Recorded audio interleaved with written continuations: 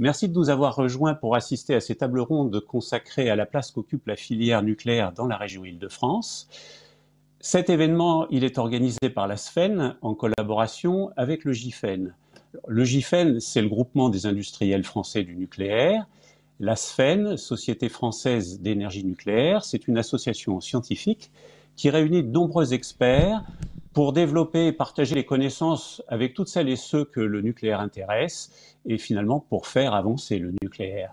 Alors, en ce qui concerne le groupe régional Essonne, il fête cette année ses 40 ans d'existence et ce groupe de bénévoles, en fait, s'est spécialisé dans la réalisation de travaux pratiques et d'ateliers scientifiques dans les lycées et les collèges à la demande des professeurs de physique.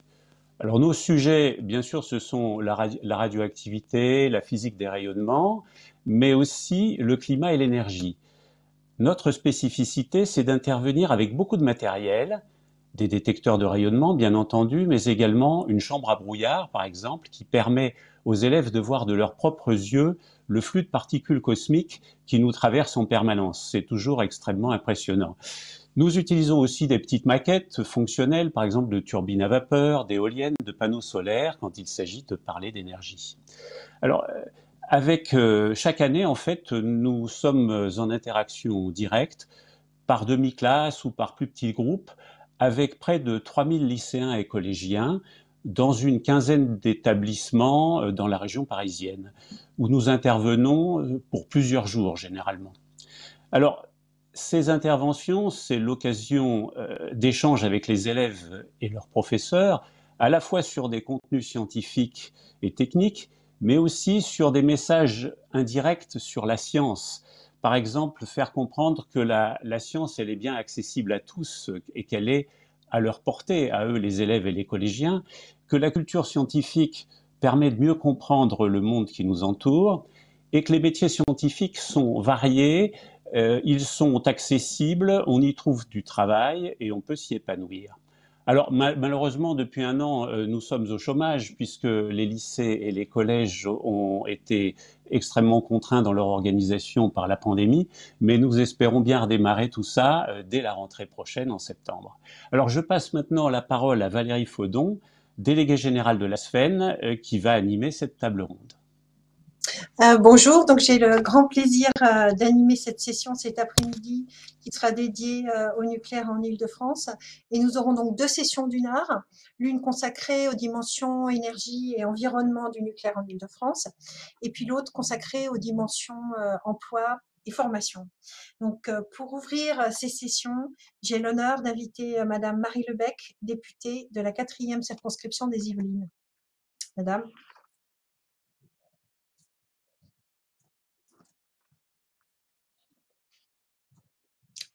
Bonjour, et table ronde à la convention de la SFEN pour la région Île-de-France. Je suis très honorée de pouvoir y participer et particulièrement aujourd'hui puisque comme vous le savez, à l'Assemblée nationale, c'est le début des débats sur le projet de loi climat résilience en hémicycle pour lequel je suis particulièrement investie en tant que responsable de la coordination politique du groupe majoritaire.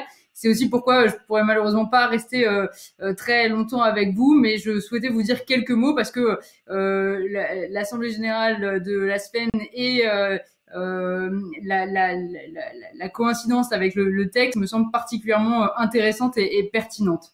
Peut-être d'abord vous dire que nous sommes engagés dans une période de transition énergétique et écologique qui est cruciale, mais qui est passionnante, pour laquelle nous avons besoin, je crois, de toutes les technologies qui sont à notre disposition. Or, la filière nucléaire, en France, elle a fait ses preuves depuis des décennies. C'est un fleuron de notre industrie. Et aujourd'hui, ça doit être, dans le cadre de cette période de transition, un atout pour notre pays. Face à ce défi de transition, l'électricité nucléaire décarbonée doit rester le pivot du mix énergétique national. Je suis souvent interrogée sur ma position en matière de nucléaire dans ma circonscription et c'est, je crois, un des éléments forts de ce que je souhaite incarner en tant que responsable politique, c'est-à-dire dire que le nucléaire doit être au cœur de notre mix énergétique. On a une filière qui a une sacrée force industrielle et c'est aussi un élément de compétitivité, d'indépendance et je crois que on doit vraiment s'en servir comme un atout majeur de la transition pour la mener à bien. le plan de relance que nous avons adopté au Parlement, il consacre aussi cette importance, puisqu'il y a près de 500 millions d'euros qui sont investis pour soutenir la filière dans sa structuration, dans ses investissements, et plusieurs dizaines de millions pour innover dans les nouvelles technologies nucléaires. Mais outre ce soutien qui est spécifique vraiment au secteur et à la filière nucléaire, la politique que nous menons vise plus globalement une décarbonation de l'ensemble de nos activités pour lutter contre le réchauffement climatique, que ce soit dans l'économie, le transport, les logements, bref, tout ce qui nécessite de l'énergie. Dès lors, il y a une nécessité de travailler à comment est-ce qu'on écarte les énergies fossiles, au profit notamment de l'électricité décarbonée ou de l'hydrogène qui peut être généré par électrolyse. Et on a, vous en avez certainement entendu parler, quelques députés spécialisés, je pense notamment à mon collègue Michel Delpont qui travaille sur ces sujets et pour les faire valoir au niveau national. Le défi, il est particulièrement aigu pour notre région parce que l'Île-de-France, c'est à elle seule 16% de la consommation énergétique nationale, 10% des émissions de gaz à effet de serre produits, seulement 8% de production de l'énergie consommée et nous importons 95% de notre électricité. Et donc, bien sûr, il faut réfléchir à cet enjeu qui porte sur l'ensemble de nos usages. Je crois que les panélistes qui interviendront après moi évoqueront notamment les enjeux des transports qui sont cruciaux dans cette lutte. Et personnellement, parce que c'est mon engagement depuis le début de mon mandat, je suis plutôt investie sur les enjeux industriels et je voulais rapidement évoquer avec vous deux points. D'abord, l'action qui est engagée sur les processus de production industrielle dans le cadre du plan de relance. On voit que certains secteurs sont très énergivores, on a des processus de production qui sont plus ou moins lourds et générateurs de carbone. Et l'idée, notamment, qu'on essaye de traduire très concrètement dans le plan de relance, c'est d'aider ces entreprises industrielles à investir dans des équipements qui soient moins émetteurs de CO2 pour atteindre nos objectifs climatiques et rendre nos industries plus efficientes. On sait qu'on a des marges de progrès pour atteindre notre objectif, qui est une diminution de près de 80% des émissions de l'industrie en 2050 par rapport à ce qu'on produisait en 2015. Et pour ça, on a 1,2 milliard d'euros qui sont investis, donc 200 millions dès l'année 2020, donc dans le cadre de cette crise sanitaire, pour électrifier, par exemple, les équipements qui fonctionnent actuellement à l'énergie fossile. Tout ça, donc, vraiment poussé par le plan de relance, dans la logique globale de ce plan de relance, avoir des entreprises qui soient à la fois compétitives et qui embrassent pleinement la transition écologique. On a certaines filières, certains sites qu'on connaît dans la cimenterie, dans la métallurgie, qui sont plus émetteurs que d'autres. Et c'est pour ça qu'on a, depuis le lancement du plan de relance, des appels à projets et manifestations d'intérêt qui sont publiés par la DGE ou par l'ADEME. Et on en a une quarantaine aujourd'hui qui sont retenus en France. Donc il y a un véritable mouvement, une dynamique qui est engagée pour travailler à cette décarbonation des processus de production. Le deuxième axe, c'est bien sûr l'innovation, un point très important. Le plan de relance, il intervient notamment à hauteur de 3,4 milliards d'euros entre 2021 et 2023, au travers notamment du programme d'investissement d'avenir qui est le quatrième volet, pour soutenir les projets de nouvelles technologies sur des marchés ou des secteurs d'avenir.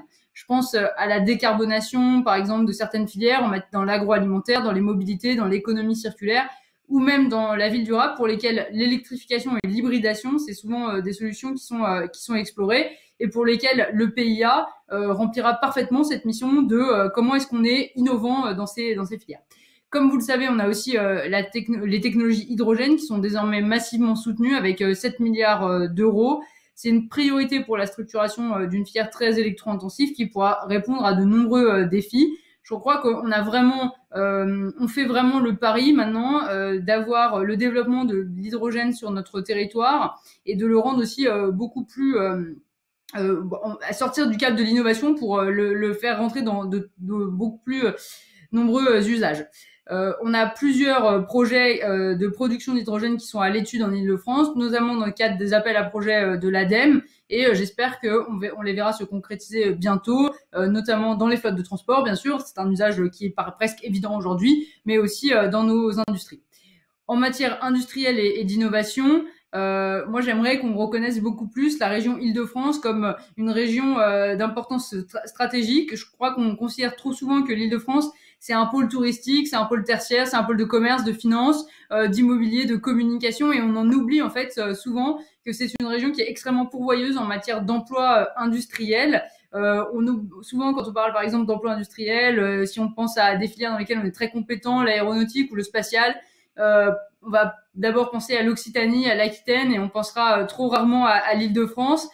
Pour ma part, qui suis élue des Yvelines, je crois que on n'a pas grand monde qui sait aujourd'hui que les Yvelines, c'est le premier département en France en matière de filière automobile. Et donc, je crois que c'est très important de le faire valoir. Et on constate finalement que c'est la même chose pour la filière nucléaire. On a près de 200 000 salariés en France et un quart qui se trouve en Île-de-France.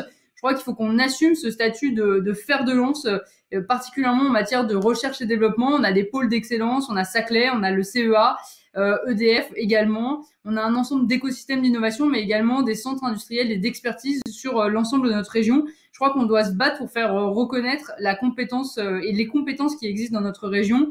Pour ma part, j'ai par exemple été récemment visiter des laboratoires de pointe. J'ai juste à côté de ma circonscription l'IRSN au Vésinet, mais il y en a d'autres pour l'ensemble des activités de la filière. Et peut-être un dernier mot pour dire que je crois qu'il faut soutenir un mix énergétique qui soit diversifié. C'est la condition un peu de la réussite d'une politique énergétique équilibrée. Mais je pense qu'on peut tout à fait réfléchir à la présence et la part du nucléaire dans ce mix énergétique. Moi, je suis très fière d'avoir sur ma circonscription un grand centre de recherche d'EDF à Chatou, qui est spécialisé dans les enjeux hydrauliques, donc à la fois les barrages, mais qui a aussi su développer une compétence en matière de nucléaire ou d'éolien offshore. Donc on voit bien qu'il n'y a pas de technologie qui s'oppose, il n'y a que des technologies qu'on peut réussir à faire travailler ensemble. Ces technologies, elles nécessitent des compétences et une ingénierie qui est souvent complémentaire, ce qui fait la force de notre pays et finalement aussi de notre région, puisque c'est justement sa capacité à croiser les connaissances sur ces différentes énergies qui doit être soulignée. On a des vrais enjeux aujourd'hui en matière de formation, de recrutement d'ingénieurs sur lesquels les filières et l'État sont engagés, mais c'est un autre sujet. Mais je crois que c'est important aussi de faire la promotion de cette filière nucléaire, de son excellence, de sa reconnaissance à l'international, parce que c'est aussi comme ça qu'on attirera des talents et des compétences vers ces métiers. Je vous remercie pour ce temps de parole. Je souhaite des échanges instructifs dans le cadre de vos tables rondes. Et vous pouvez compter bien sûr sur mon soutien à la filière nucléaire pour les mois qui me restent dans mon mandat et pour les années à venir, bien entendu. Merci beaucoup. Merci beaucoup, Madame la députée, d'être venue ouvrir cette session et aussi bonne continuation pour les débats qui commencent aujourd'hui donc sur la nouvelle loi énergie-climat. Donc, merci beaucoup encore. Donc, on va commencer désormais notre première table ronde qui sera consacrée au rôle du nucléaire pour la décarbonation de l'Île-de-France. Donc, pour cette table ronde, j'ai l'honneur d'accueillir Monsieur Sébastien Quesnay, qui est directeur adjoint de la direction régionale d'Île-de-France, Madame Aurélia Ménager, qui est responsable performance énergétique, climat et éco-conception à la RATP, et Monsieur François Turbou, qui est pilote du projet Prospective énergétique régionale à la R&D d'EDF. Donc, merci beaucoup à tous les trois. Donc, on va commencer par une première discussion d'environ une demi-heure ensemble. Et puis, ensuite, nous commencerons les questions. Donc, pour poser des questions, vous quittez le mode plein écran. Et puis, donc, vous avez une interface qui vous permet de poser la question. Donc, je vous invite à poser les questions au fil de l'eau. Voilà. Et puis, donc, on les prendra normalement à la fin. Donc, Monsieur Quesnay, donc vous êtes directeur à la direction régionale EDF Île-de-France. Donc, merci beaucoup d'être avec nous aujourd'hui. Donc, Madame le député le disait, la région Île-de-France, c'est une région qui importe 95% de sa consommation. Voilà. Donc, est-ce que vous pouvez nous décrire un peu quels sont les grands équilibres électriques en Île-de-France et ainsi que quels sont les projets sur lesquels actuellement vous travaillez? Oui, bonjour, bonjour Valérie, merci.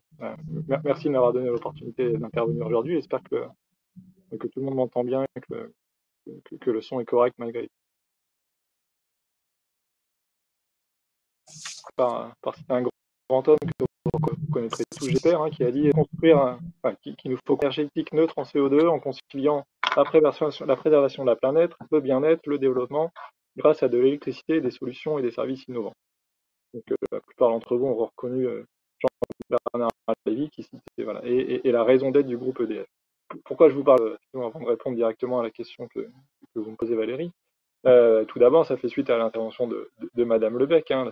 Cette raison d'être, je pense que vous l'aurez tous noté, elle fait directement écho aux grands principes de transition énergétique qui sont aujourd'hui fixés et poursuivis par l'Union européenne avec son pacte vert pour l'Europe, par l'État français dans la PPE et la loi énergie-climat, mais aussi dans toutes les politiques publiques. Hein, Madame Lebec a cité notamment les appels à manifestation d'intérêt, les appels à projet l'ADEME, donc toutes les politiques publiques qui sont mises aujourd'hui en œuvre concrètement sur le terrain par les collectivités territoriales ou les établissements publics d'Île-de-France, dont sans doute un certain nombre des représentants sont présents autour de la table aujourd'hui.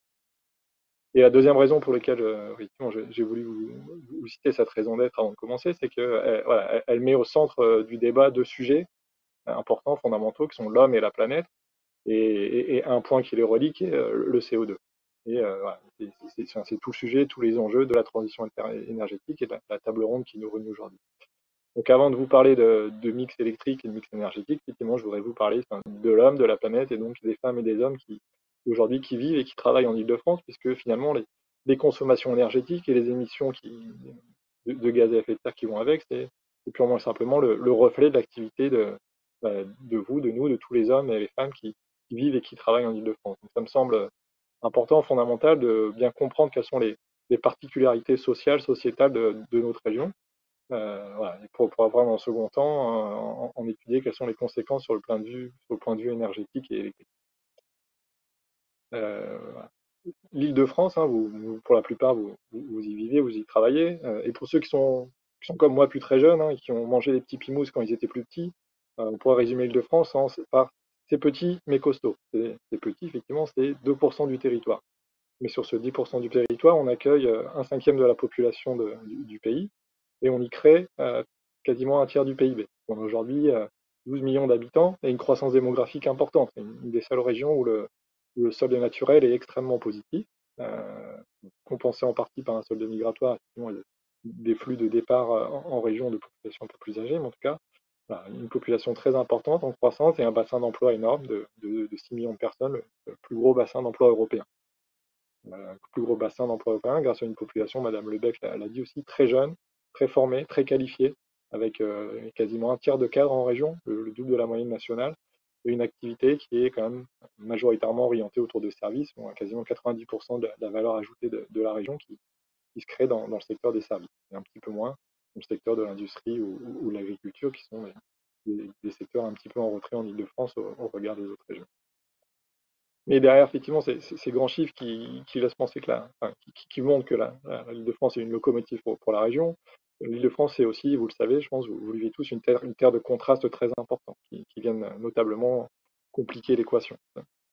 Des contrastes économiques, on a effectivement à la fois les communes les plus riches, les plus prospères, avec le taux de pauvreté le plus faible de France, mais également la très grande majorité des communes avec le taux de pauvreté le plus élevé.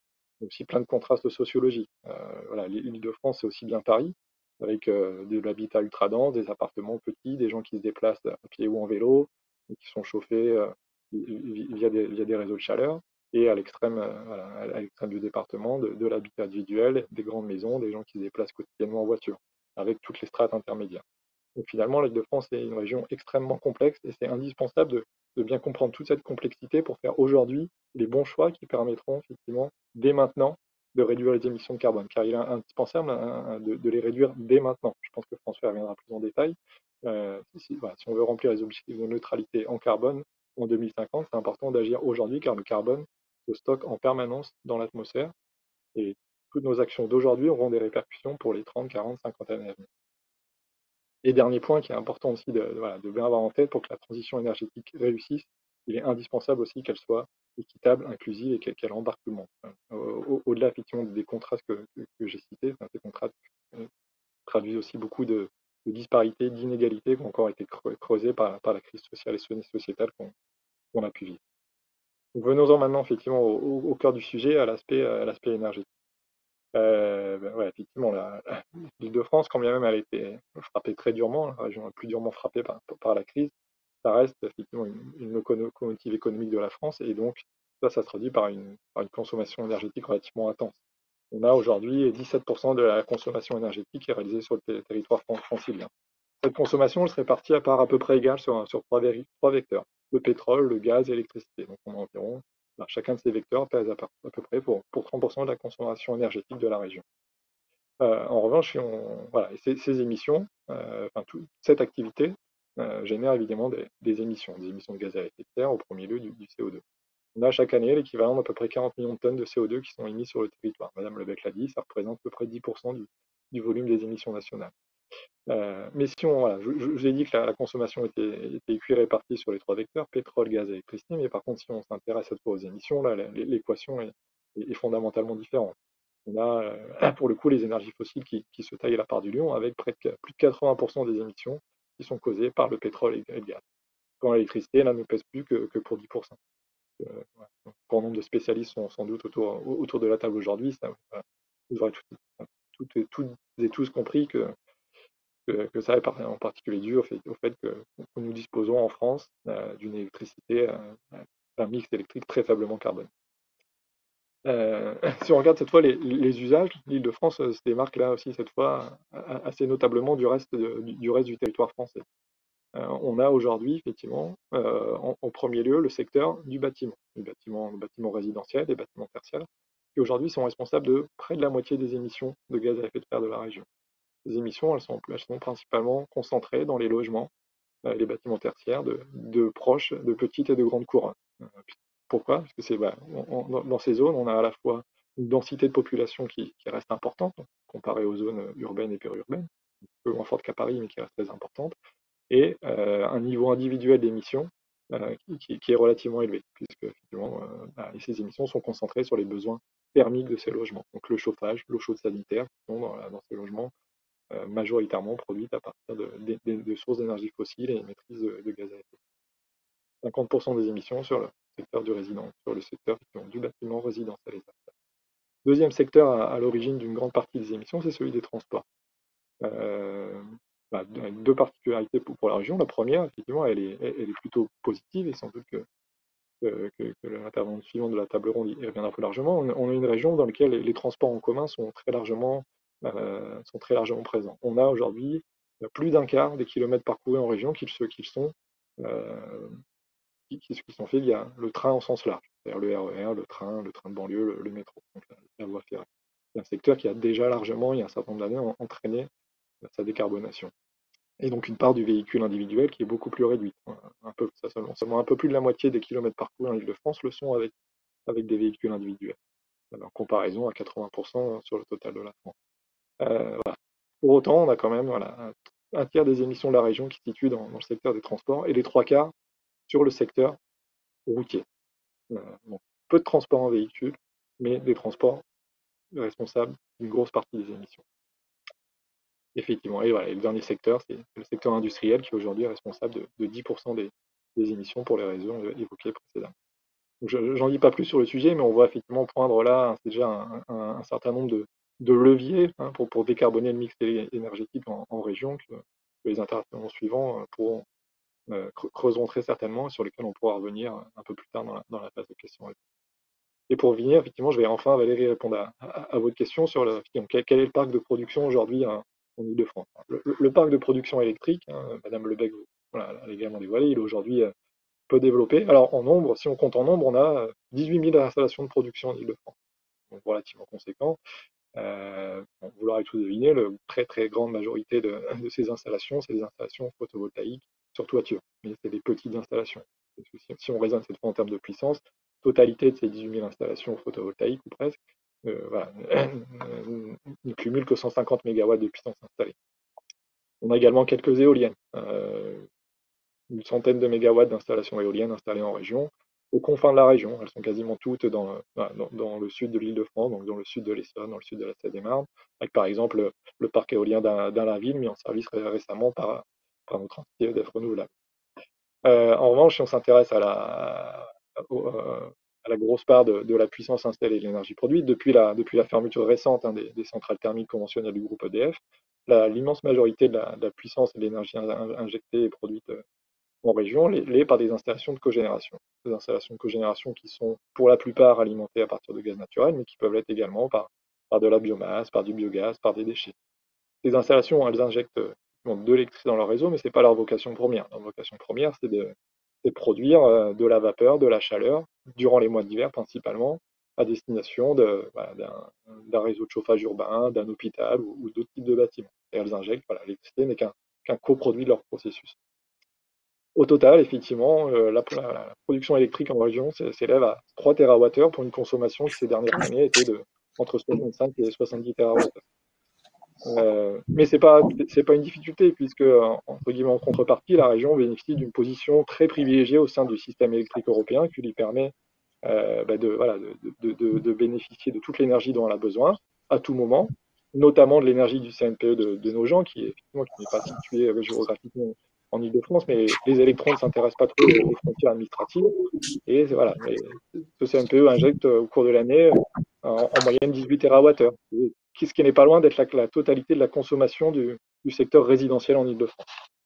Cette position privilégiée au sein du réseau permet d'optimiser globalement le coût et le mode de production du système électrique européen. Et voilà. Et le dernier mot que je veux dire, c'est celui de la production de chaleur renouvelable, qui lui est bien plus développé en Ile-de-France. On a aujourd'hui 13 TWh d'énergie renouvelable thermique qui sont produites en Ile-de-France chaque année. L'Île-de-France compte plus de 100 réseaux de chaleur. C'est de loin, énormément de loin. C'est quasiment 1700 km de réseaux de chaleur. 1 million de personnes, plus d'1 million de personnes aujourd'hui qui sont alimentées par des réseaux de chaleur en Île-de-France.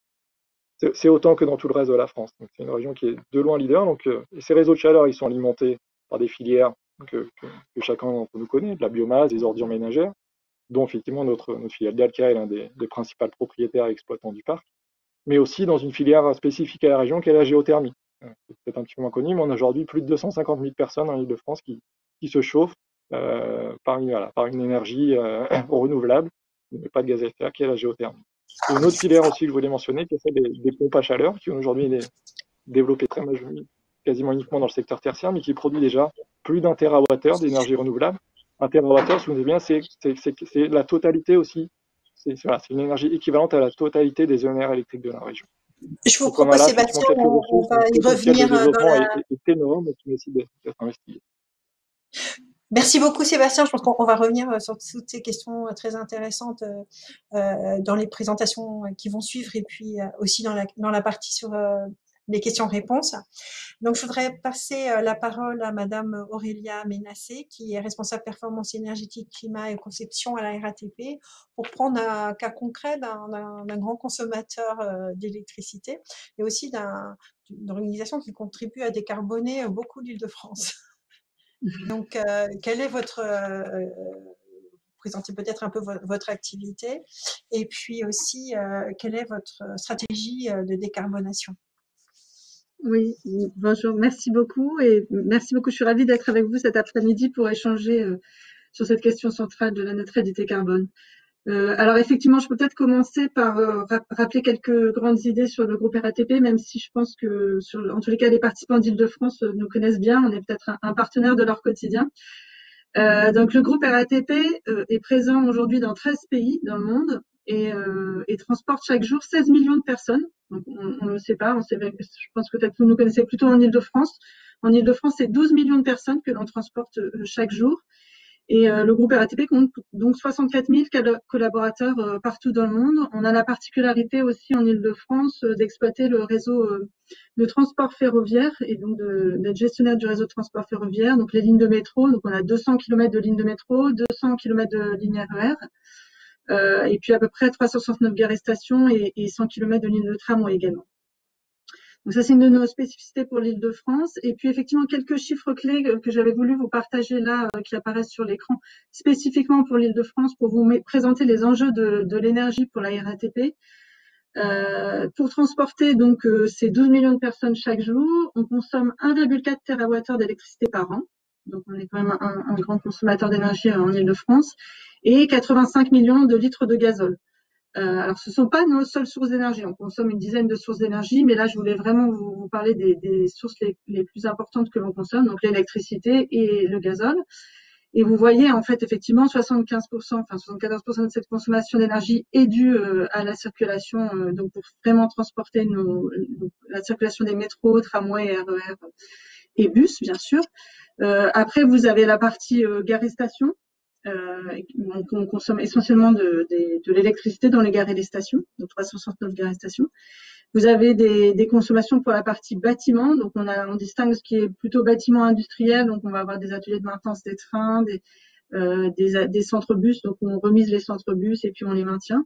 Voilà, et puis après le reste de notre consommation d'énergie, c'est les bâtiments tertiaires qui représentent une faible part effectivement, et puis tout ce qui est parc de véhicules auxiliaires qui peuvent servir à l'activité. Donc voilà un petit peu quand même les enjeux de l'énergie pour la RATP en Île-de-France.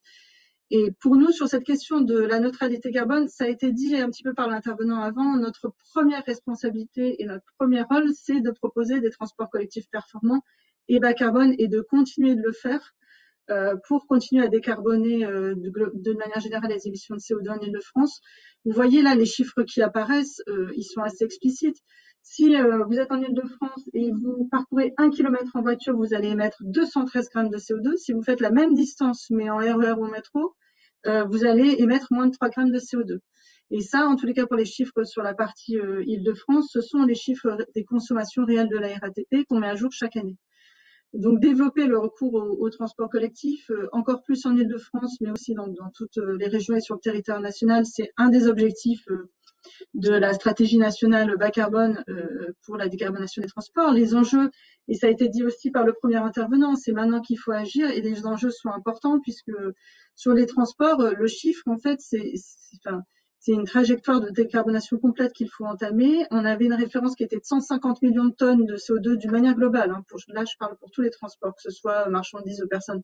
Les transports qui font donc 30% des émissions de gaz à effet de serre de la France faisait 150 millions de tonnes de CO2 en 2015 et la stratégie nationale bas carbone vise à ce qu'on atteigne 4 millions de tonnes de CO2 en 2050. Vous voyez un petit peu la trajectoire qu'il y a à parcourir dans le domaine des transports en commun. Et c'est vrai que du coup, on voit cette stratégie nationale bas carbone qui se décline dans les territoires. Et nous, le groupe RATP, on essaye d'être présent et de contribuer et de participer à cette stratégie de décarbonation. Donc, à la fois, effectivement, en proposant des offres de transport collectif, mais pas uniquement. C'est-à-dire qu'on continue, nous aussi, à travailler pour améliorer encore notre performance carbone et notre performance énergétique. On s'est fixé 2 objectifs sur ce sujet-là assez ambitieux. Réduire de 20% nos consommations d'énergie d'ici 2025 par rapport à 2015 et réduire de 50% nos émissions de gaz à effet de serre d'ici 2025. Et le comité exécutif de la RATP a fixé 4 priorités autour de cet engagement climat. 4 priorités qui sont, la première, c'est de continuer sur la performance énergétique parce qu'effectivement, nos consommations d'énergie sont nos premières sources d'émissions de gaz à effet de serre. Et donc, de donner une priorité à la sobriété énergétique et de travailler sur la performance énergétique. La seconde priorité sur laquelle on travaille, c'est effectivement de développer le recours aux énergies décarbonées dans notre mix énergétique et notamment aussi les énergies renouvelables et les énergies de récupération. Et enfin, les 2 autres axes sont le développement de la comptabilité carbone, parce que c'est important pour nous sur ces sujets nouveaux quand même de comptabilisation d'émissions de CO2, de compter toujours plus notre contribution au climat, de la mesurer, de la suivre et puis de pouvoir arbitrer aussi des projets en fonction de leur impact sur le carbone. Et la dernière priorité, c'est celle de l'adaptation au changement climatique qui, pour nous, ne peut pas être traitée sans la question de l'atténuation, elle est directement liée.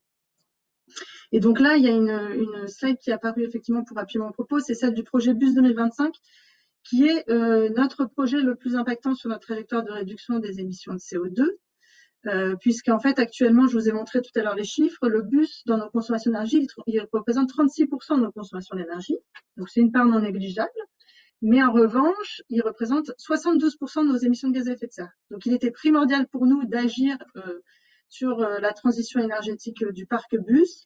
Et donc, avec Île-de-France Mobilité, on a engagé un projet majeur qui est le plan Bus 2025, donc vous voyez présenté ici, qui vise à convertir en fait tous nos centres bus. Et donc, ils étaient essentiellement thermiques, enfin quasi exclusivement thermiques. On avait quelques bus hybrides qui étaient déjà arrivés, mais non rechangeables.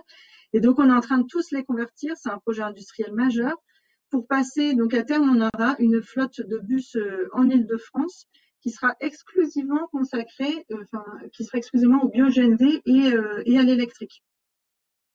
Et donc, vous voyez que l'électricité, elle va jouer un rôle majeur dans notre contribution à la neutralité carbone encore dans les années à venir.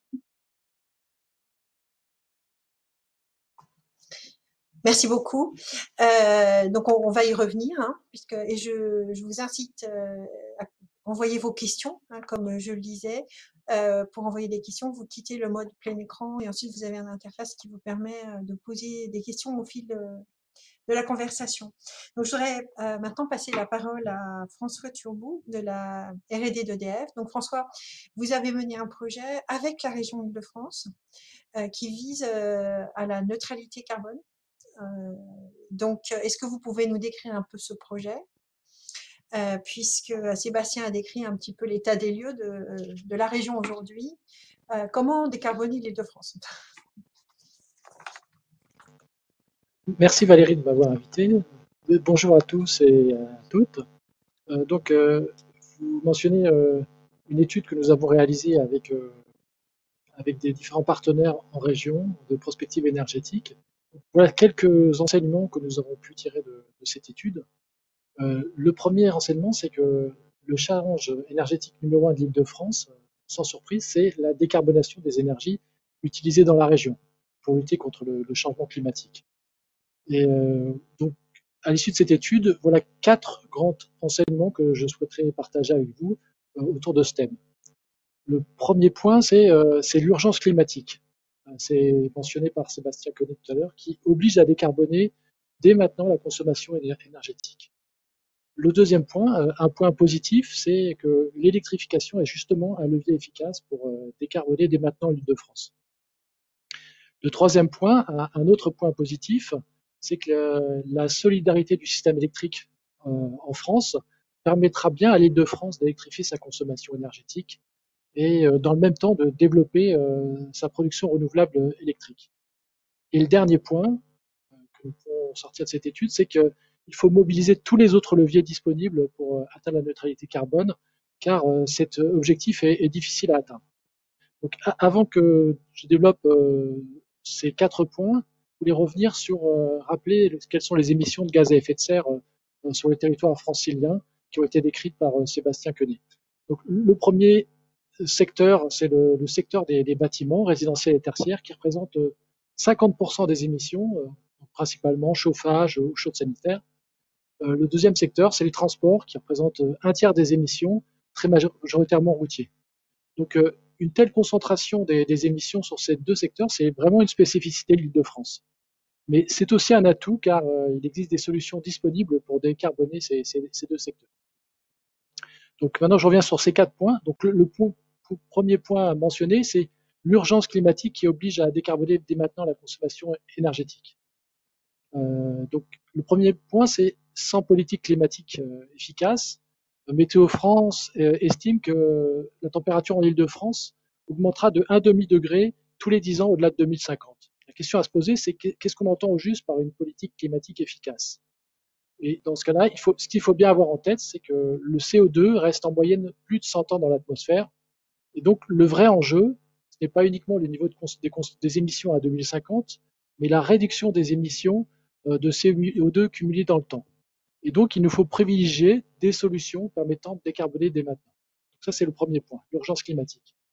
Le deuxième point, c'est que c'est un point positif, c'est que justement l'électrification, c'est un levier efficace pour décarboner dès maintenant en Île-de-France. Donc plusieurs raisons à cela. D'abord, comme mentionné précédemment, l'électricité en France est actuellement bas carbone, avec un mix de production nucléaire, hydraulique, éolien, solaire. Et la décarbonation accrue de cette électricité se poursuit encore aujourd'hui, avec la fermeture en cours des dernières centrales fioul et charbon françaises. On peut mentionner notamment en Île-de-France la fermeture de la centrale de Porcheville en 2017. Et au niveau français, donc les émissions de gaz à effet de serre directes de la production d'électricité sont ainsi passées de 56 grammes par kilowattheure en 2012 à 40 grammes en 2018. À titre de comparaison, le gaz, combustion du gaz, c'est à peu près 200 grammes par kilowattheure.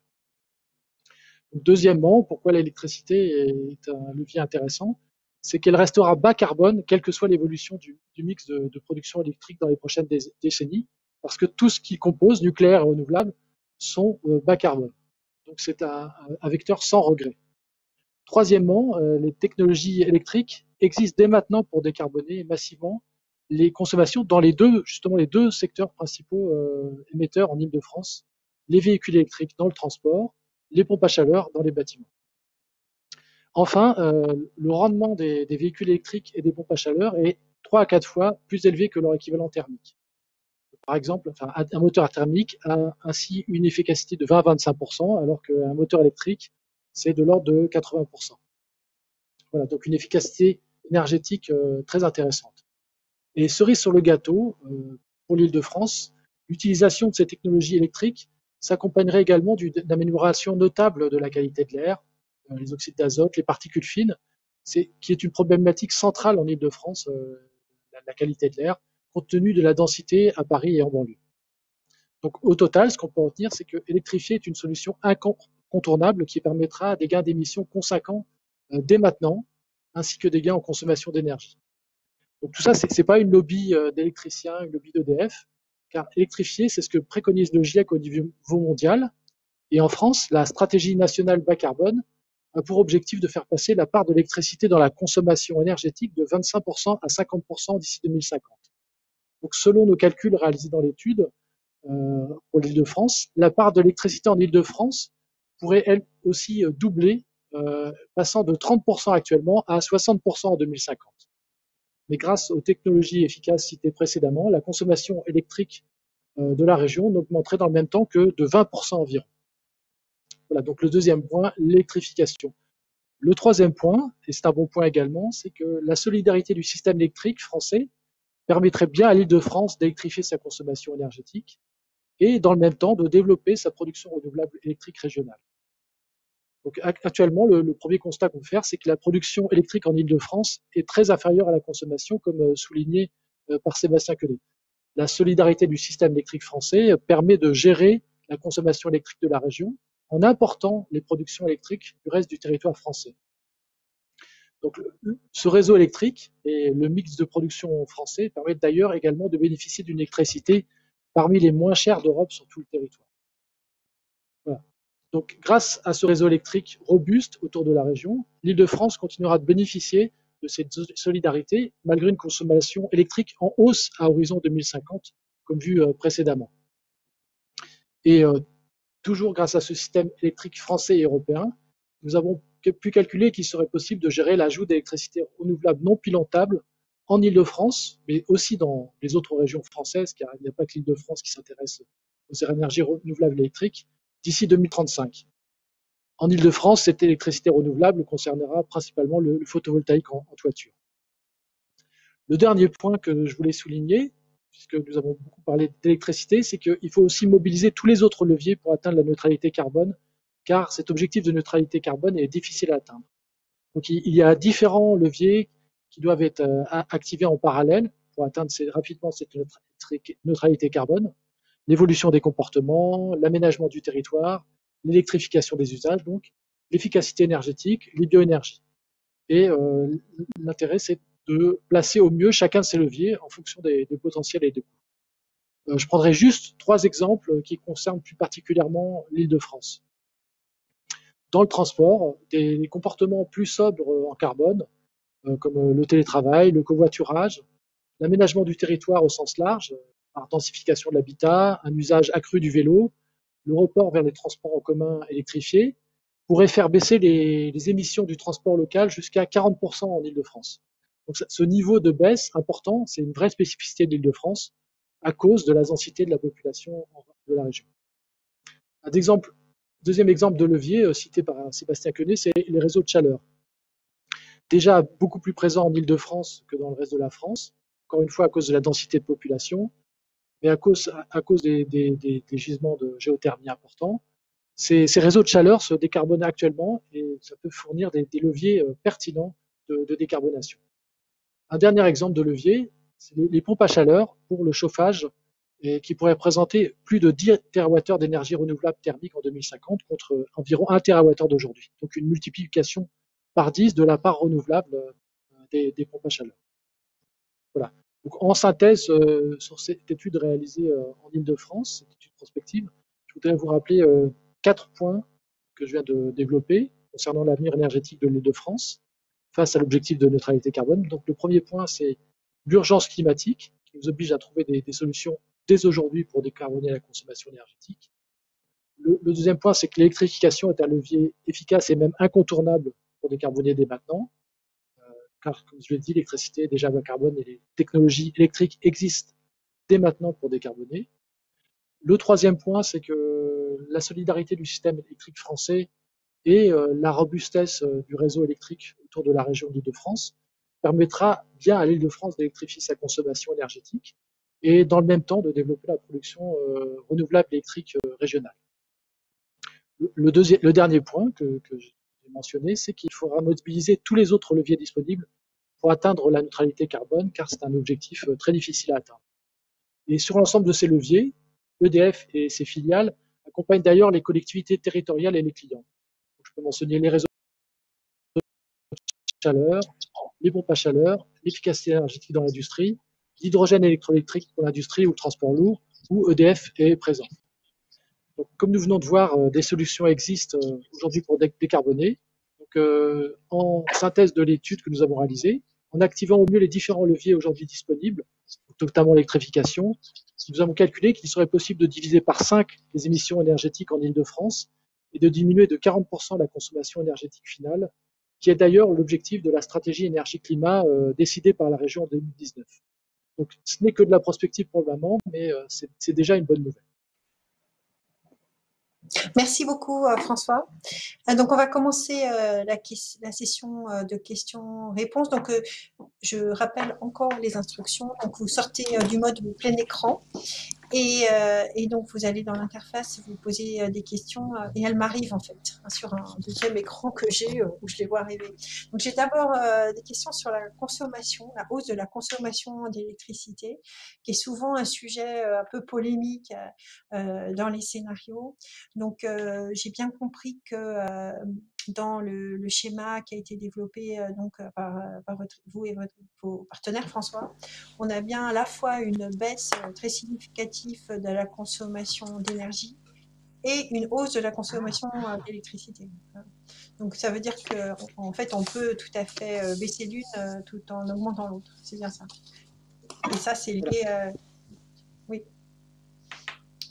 Vous pouvez expliquer. Donc oui, comme je décrivais précédemment, donc, nous arrivons à une baisse de la consommation énergétique à 2050 de l'ordre de 40%. Donc, avec une baisse très importante et une baisse moins importante, encore significative sur le gaz, parce qu'il restera encore des usages gaz à horizon 2050. Mais dans le même temps, nous avons une hausse de la consommation d'électricité mesurée de l'ordre de 20% environ, puisqu'il y a une électrification massive des usages, notamment dans le transport et le bâtiment, à partir de technologies très efficaces. Donc, ce qui permet d'avoir une augmentation d'électricité qui reste, consommation d'électricité qui reste mesurée à cette horizon. Oui, et donc ça, c'est, comme vous l'avez dit, c'est lié à l'efficacité du moteur électrique par rapport au moteur thermique, entre autres. Oui. Cette efficacité permet de limiter la hausse de la consommation d'électricité et d'autre part l'isolation dans les bâtiments, des mesures d'efficacité énergétique dans les transports permettent aussi de limiter la hausse de la consommation. Et si nous venons aux autres usages électriques, l'électricité spécifique, là nous sommes plutôt sur une anticipation d'une baisse de la consommation électrique avec des efficacités énergétiques importantes dans les usages machines à laver, même les usages numériques. Donc, voilà, au total, nous aboutissons en agglomérant les différents usages électriques, comme je disais tout à l'heure, à une hausse de 20% de la consommation électrique à horizon 2050, ce qui reste mesuré. Ouais. Donc, une question similaire pour Aurélia. Est-ce que vous avez fait le calcul de l'augmentation de la consommation électrique qui serait liée donc à l'électrification de la flotte de bus? Oui, tout à fait. Alors, à terme, hein, le projet, quand il sera développé, parce que donc on a un parc de 4700 bus, c'est ce que je disais, on va en passer la moitié à l'électrique. À terme, on sera à une consommation de l'ordre de 175 gigawattheures par an, 75-200 gigawattheures par an. C'est pas de nature, si vous voulez, à bouleverser notre consommation d'électricité, puisque je l'ai dit, on consomme déjà 1,4 TWh par an. Donc voilà, ça va encore augmenter notre part électrique. Alors, vous avez parlé GNV et non pas d'hydrogène bas carbone. Alors, l'hydrogène est extrêmement à la mode. Donc, pour soi, ce choix du GNV par rapport à l'hydrogène. C'est pas qu'une question de mode, hein, l'hydrogène. Je pense que c'est une filière d'avenir, mais effectivement, on en parle beaucoup maintenant. Après, il y a une question de maturité des filières, en fait. Effectivement, je l'ai pas évoqué dans mon propos introductif, mais on s'intéresse aussi à la question de l'hydrogène. On avait déjà mené une première expérimentation en 2020. On vient d'en lancer une seconde, donc avec un constructeur de bus à hydrogène et d'autres partenaires sur lesquels on teste ces bus à hydrogène en situation réelle d'exploitation. On pense qu'effectivement, l'hydrogène a une pertinence surtout pour des modes comme les nôtres où on fait beaucoup de kilomètres en fait avec le bus. En revanche, il faut encore qu'on teste l'autonomie, les différents éléments techniques et donc on a besoin d'expérimentation. D'accord. C'est Sébastien, pas du tout quelque chose qu'on ne regarde pas, au contraire aujourd'hui, quoi. Ça fait partie des solutions peut-être d'avenir. donc vous voyez ça à quel horizon? Pour l'instant, sur des projets d'hydrogène, en tous les cas dans le milieu de la mobilité urbaine, ils sont en expérimentation. Et après, il y a toute la filière à la fois de production d'hydrogène et de production des bus qui reste encore un des freins. Ça reste encore, il est vrai, le surcoût des bus à hydrogène. Donc aujourd'hui, on ne peut pas vraiment se prononcer sur un horizon, mais en tout cas, ça bouge beaucoup en ce moment, oui, sur ce sujet. Oui, donc pour rester sur ce sujet, Sébastien, donc Madame la députée a parlé de tests, de pilotes sur l'hydrogène en Île-de-France. Donc, est-ce que vous pouvez nous en dire plus là-dessus? Est-ce que EDF participe à ces tests? Oui, bien sûr, le groupe au sens large hein, s'inscrit dans la dynamique autour de l'hydrogène à deux titres, hein, dans des projets concrets. Hein, on développe une des autres spécificités effectivement de l'Île-de-France que je n'ai pas mentionné clairement dans mon intervention, c'est aussi la difficulté d'accéder à des ressources foncières pour développer des projets d'envergure. Et pour ça, effectivement, le groupe est particulièrement bien doté, parce qu'on dispose de plusieurs dizaines d'hectares disponibles, suite effectivement à l'arrêt de nos centrales thermiques, pour lesquelles effectivement on souhaite faire des vitrines de la transition énergétique. Donc voilà, sur l'un des sites de ces centrales thermiques, effectivement, on développe dans le cadre des appels à projets ADEME qu'a mentionné Madame Ledec, un projet d'électrolyseur qui a vocation à alimenter effectivement autour de cette centrale un nombre important d'usages. La difficulté aujourd'hui sur l'hydrogène, c'est bien celle-là, c'est bien celle des usages. La technologie aujourd'hui est prête. Il y a différentes effectivement, briques qui permettent de produire de l'hydrogène à partir d'énergies renouvelables ou de l'hydrogène bas carbone à partir du réseau. La filière de distribution est également prête. Hein. Il y a une maturité technologique pour stocker de l'hydrogène et installer des stations de distribution. Et il existe un certain nombre de véhicules qui peuvent, en tout cas de solutions qui peuvent utiliser l'hydrogène. Donc l'ensemble des briques est à peu près prête. La difficulté aujourd'hui, effectivement, c'est d'avoir suffisamment d'usage pour pouvoir consommer tout cet hydrogène. Et donc voilà, on agit finalement, nous, des deux côtés. Donc on s'inscrit dans le cadre de ces projets pour structurer, mettre en place des filières, des écosystèmes qui vont permettre de passer à l'échelle et de faire diminuer les coûts. Parce qu'aujourd'hui, investir dans un bus à hydrogène, ça coûte 4 fois plus cher qu'investir dans un bus thermique. Ça coûte 2 fois plus cher que d'investir dans un bus électrique ou un bus au GNV. C'est aujourd'hui un des gros freins au développement. Et donc on travaille aussi, nous, moi personnellement, je suis effectivement membre du comité exécutif de France Hydrogène en Île-de-France, donc on travaille effectivement pour mettre en place une structure, une filière industrielle avec des emplois localisés en Île-de-France pour structurer une filière de qualité, disposer des ressources et des compétences dans la durée pour pouvoir, effectivement, pour que l'hydrogène contribue à la transition énergétique, qu'il fasse efficacement, toujours dans un souci de rationalité économique. Donc aujourd'hui, effectivement, comme l'a dit la réunion précédente, on en est à la stade de l'expérimentation. Quand bien même on parle d'expérimentation, on a assez peu de doutes sur la technologie. La filière nous semble technologiquement mature. Il reste à assembler des briques qui fonctionnent. La question qui demeure, c'est plutôt celle de la rationalité économique. Est-ce qu'effectivement un passage à l'échelle permettra de faire diminuer suffisamment les coûts pour rendre cette énergie compétitive par rapport aux autres? Alors, merci beaucoup. Alors, j'ai une question sur le chauffage maintenant. À propos du choix de définir les passoires thermiques avec un critère principal d'énergie primaire qui pénalise l'électricité. Est-ce que ça va pas conduire au contraire au retour du gaz naturel dans une ville comme Paris? Qui veut prendre ça? François? Donc, concernant les critères que vous mentionnez, en tout cas, ces critères sur le neuf sont en train d'évoluer fortement. Et que la réglementation énergétique RE 2020, qui n'est pas encore totalement fixée, bien qu'on soit en 2021, mais toujours RE 2020, on sent que les choses sont en train d'évoluer vers des critères qui sont plus orientés carbone que des critères orientés consommation d'énergie.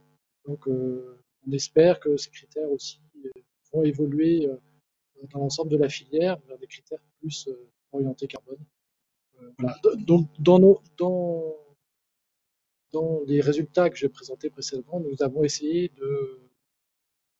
dans la rénovation des bâtiments de la région, de prendre en compte un critère carbone comme étant le critère principal pour réaliser les opérations de rénovation. Et donc, c'est pour ça que nous arrivons à une division par 5 des émissions de gaz à effet de serre. C'est sûr que si on se base sur un critère différent, qui serait plutôt un critère en consommation, on pourrait avoir des résultats qui seraient légèrement différents. Voilà. Il faut espérer que ce qui se passe dans le neuf va aussi s'étendre dans l'existant dans les années à venir et que on va se baser sur un critère qui soit lié aux émissions, comme ce qui se passe par exemple en Grande-Bretagne. Ok. Donc, vous avez dit l'un et l'autre, Sébastien et vous, que donc la région Île-de-France se caractérisait par la présence d'importants réseaux de chaleur qu'il faut aussi décarboner.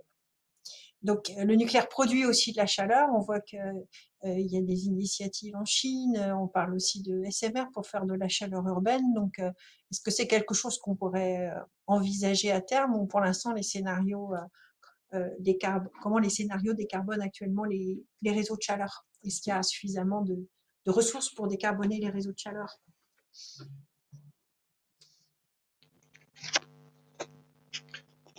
Donc, sur l'aspect décarbonation des réseaux de chaleur, donc actuellement en Île-de-France, ce qui participe à la décarbonation des réseaux de chaleur, c'est donc une partie importante, ce sont les déchets et aussi la géothermie mentionnée par Sébastien tout à l'heure, et également la biomasse. Donc il reste encore du potentiel concernant la géothermie. Donc sur les déchets, je ne sais pas si on peut parler de potentiel. Voilà. Il y a encore de la place pour augmenter cette partie-là. Donc dans les scénarios, nous n'avons pas regardé l'aspect utilisation de chaleur provenant de centrales nucléaires, mais voilà, je sais que à la R&D, ce sont des éléments qui sont aussi regardés parce que en termes de production de chaleur, ça représente quelque chose de relativement important. Et comme il y a beaucoup de réseaux de chaleur en Île-de-France, ça pourrait effectivement être quelque chose d'intéressant. Voilà. Après, ce qu'il faut savoir sur les réseaux de chaleur, c'est qu'il ne faut pas non plus que la centrale soit trop loin du réseau de chaleur. Mais effectivement, une centrale à une centaine de kilomètres des centres urbains pourrait être intéressante. Enfin, je n'ai pas connaissance de projets plus détaillés concernant l'utilisation de la chaleur des centrales.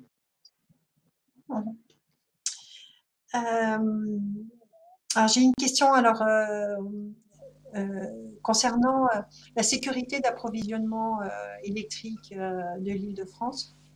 On a vu récemment, je crois que c'était le président de RTE dire que on avait oublié les problèmes de sécurité d'approvisionnement, mais qui reviennent en fait d'actualité, puisqu'on a eu des coupures à Londres cet été, on en a eu en Californie, on en a eu au Texas il y a encore pas très longtemps. Donc une question du coup à Aurélia. Est-ce que aujourd'hui l'avenir de la sécurité d'approvisionnement en électricité, c'est quelque chose qui vous préoccupe quand vous voyez ce qui se passe dans d'autres pays, ou comment vous voyez ça? On regarde effectivement ces sujets avec beaucoup d'attention. Vous m'entendez? Est-ce que vous m'entendez bien? Parce que j'ai un petit décalage de son. Okay, Oui, très oui, bien. je vous entends bien. Merci beaucoup. Alors, c'est vrai que nous, on a la particularité à la RATP, c'est assez historique, c'est qu'on a aussi notre propre réseau d'alimentation interne en énergie, enfin de distribution plutôt. Donc, pour alimenter les métros, les RER, les gares et les stations, en fait, on a, nous, 7 postes haute tension, donc raccordés directement à RTE. Donc, c'est un peu la spécificité avec 13 arrivées différentes. Et donc, jusqu'à présent, on va dire qu'on a peu d'inquiétude par rapport au fait d'avoir une coupure réseau sur ces alimentations RTE. En revanche, on sait que sur les installations qui sont raccordées Enedis, c'est plus sensible. Donc, on fait ce travail régulièrement d'identifier quels sites pourraient être délestés et lesquels il ne faudrait surtout pas délester.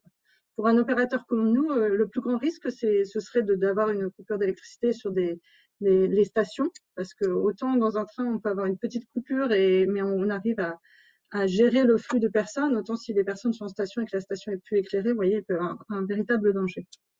Donc c'est quelque chose qu'on regarde avec beaucoup d'attention. Pour l'instant, il me semble, mais il y a peut-être que les autres intervenants de la tour de table pourront confirmer, mais sur l'Île-de-France, en tous les cas, c'est vrai que RTE n'a pas envisagé ce type de mesure pour les clients, en tous les cas comme nous, mais sur les sites qui seraient raccordés Enedis, voilà, on sait que ça peut arriver. Et avec le développement des énergies renouvelables, de toute façon, c'est effectivement quelque chose qu'il faut aussi qu'on regarde de plus en plus, quoi. Donc aujourd'hui, on disait que l'électricité est importée à 95% en Île-de-France, donc elle vient des régions voisines. Est-ce que vous pouvez donner peut-être un peu plus de détails, Sébastien et François? D'où vient de l'électricité qui est consommée en Île-de-France?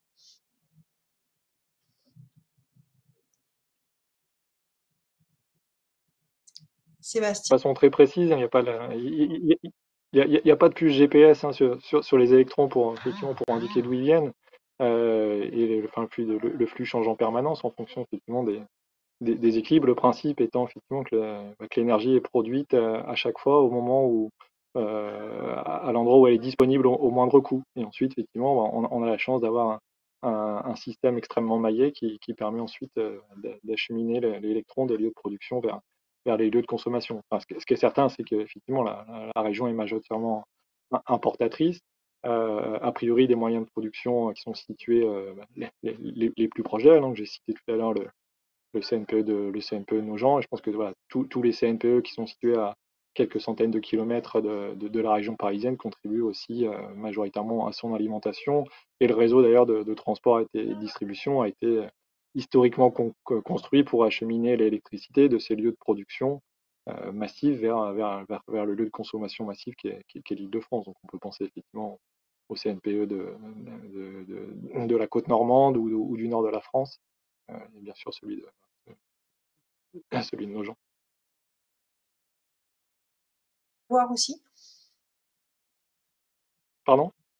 Et Centre-Val de Loire aussi? Oui, le centre Val-de-Loire, bien sûr. Alors François, vous avez dit qu'il y avait des gisements photovoltaïques en Île-de-France. Est-ce qu'ils ont été évalués, ces gisements dans l'étude, et ça représente à peu près combien de potentiel de Oui, production? Nous avons gardé les gisements en Île-de-France grâce à une filiale Eifer, qui est une joint venture entre EDF et l'Université de Karlsruhe en Allemagne, qui est spécialisée dans les énergies renouvelables. Nous avons regardé les potentiels renouvelables dans la région, donc notamment le photovoltaïque, et nous avons aussi regardé quelles étaient les autres sources qui avaient calculé ce potentiel, notamment l'ADEME ou pour la région, l'Institut Paris Région. Et donc ce que nous avons obtenu, c'est que pour le photovoltaïque au sol, le potentiel dans des zones où il n'y a pas d'usage actuellement est de l'ordre de 2 gigawatts, 2-3 gigawatts, donc un potentiel assez faible, et qui ne prend même pas en compte le coût du foncier qui pourrait être plus important dans d'autres régions. Mais par contre, le potentiel le plus important, c'est le photovoltaïque en toiture, parce que dû à la population importante et au nombre de bâtiments importants, qui lui est plutôt de l'ordre de 20 gigawatts. Donc un potentiel de développement important. Et donc, nous avons analysé quelle pourrait être la dynamique de développement aux horizons 2035 de ce photovoltaïque. Et dans nos scénarios, nous avons gardé l'ajout entre 3 et 4 gigawatts de photovoltaïque en toiture à l'horizon. Donc, dynamique importante, sachant qu'actuellement, il y a 100 mégawatts de photovoltaïque en région. Et malgré cette dynamique importante, à l'horizon 2035, la région reste encore importatrice à plus de 80% de sa consommation électrique à cet horizon. Je dis ça parce qu'on va rentrer dans une période d'élection régionale et souvent on voit 100% renouvelable dans les programmes. C'est important de voir les chiffres.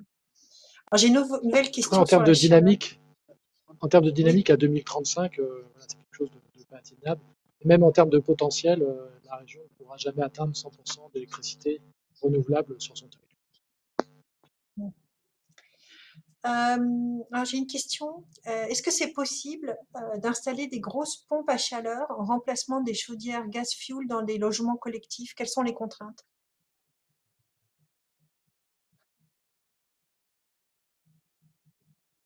Petite question. Sébastien ou François? Non? Les pompes à chaleur en logement collectif, non? Donc ça, c'est un des éléments que nous avons regardé dans l'étude. C'est un des éléments sur les logements collectifs où il faut encore évoluer au niveau des pompes à chaleur collectives, car il n'y a pas de solution actuellement pour tous les types de logements existants. Donc c'est pour ça d'ailleurs que dans les stratégies que nous avons gardées à horizon 2050, il reste du gaz dans les logements. On sait qu'il restera du gaz dans tous les scénarios possibles et imaginables à horizon 2050. Parce qu'il faut bien le prendre en compte. Et c'est pour ça que la neutralité carbone est d'autant plus complexe à atteindre à horizon 2050 et qu'il faut essayer d'utiliser tous les leviers disponibles. Beaucoup. Donc j'ai posé toutes les questions, donc je vais vous remercier beaucoup pour cette table ronde qui était très intéressante. En tout cas, moi je suis une francilienne, j'ai beaucoup appris. Je me sens, au-delà de mes fonctions LSN, beaucoup plus informée en tant que citoyenne. Donc merci à tous. Je voulais vous dire que nous allons faire une pause pour reprendre pour la deuxième session à 17h30 sur la session qui sera dédiée à l'emploi et la formation dans la filière nucléaire en Île-de-France, une table ronde organisée en collaboration avec le GIFEN. Donc merci à tous et à tout à l'heure.